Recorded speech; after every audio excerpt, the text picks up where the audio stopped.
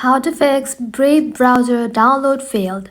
Hey everybody and welcome back to our channel. So let's get started without any further ado.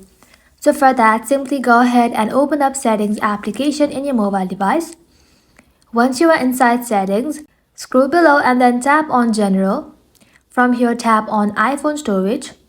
Now inside iPhone Storage, search for Brave browser and then tap onto it.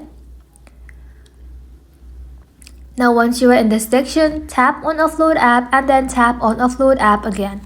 Uploading the application will help you to free up the storage used by the app and will also help you to clear the cache. Now once it is done uploading, make sure to reinstall the application again. Now once it is done, head back to your home screen and then open up your App Store.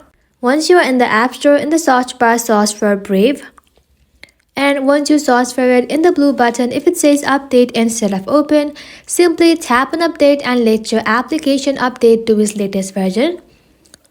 Now once it is done, head back to your home screen and then see if the issue has been fixed or not. If not, simply restart your mobile device and then you'll be good to go. And that is how you can do it, guys. Thank you all for watching the video till the very end and stay tuned until our next upload.